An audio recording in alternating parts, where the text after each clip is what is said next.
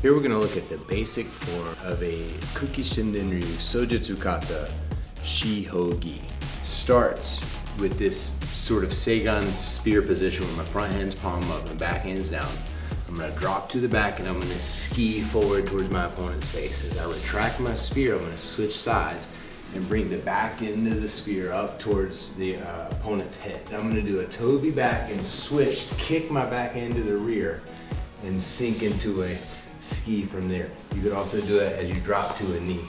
So we'll begin in this Seigan no Kamae. Start with a ski, strike to the side of the opponent's head, Toby back, drop to a knee, or drop to a low squat as we retract and move back.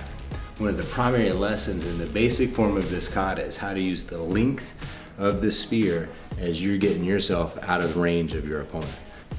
So the kata shihogi begins at a range where my opponent's out of the way, where I can't strike him with this. So I'm gonna have to advance. I'm gonna do a big step forward with my front foot, sink low, and drive the tip towards my partner's face. I'm gonna retract this, continue to move forward, bring this tight against my body in the last second, sink, so I strike up towards his head.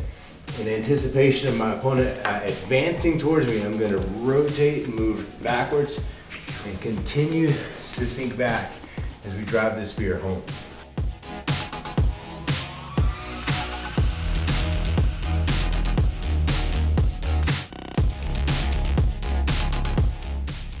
Here we're going to talk about the Kukishinden Ryu Sojutsu Kata Kanpo. A cool kata where we practice like setting a tone or setting a pattern and then breaking it at a specific moment to catch our attacker off guard. It starts in like this with the Seigan no Kamae position.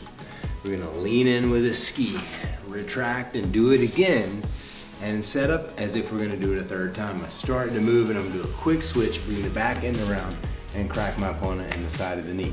Hopefully that brings them down to a knee, and we're going to roll the bottom end of the spear. You can use your foot as you do it into a position where you can kick this hand back. So if you needed to drive it home, you'd have a lot of leverage and a lot of reach. In Seigan, I'm going to ski once, twice, fake a third time, hit them in the knee. As they collapse down, use your foot to retract it back, kick this hand up so you're in position again to drive it home if you needed to.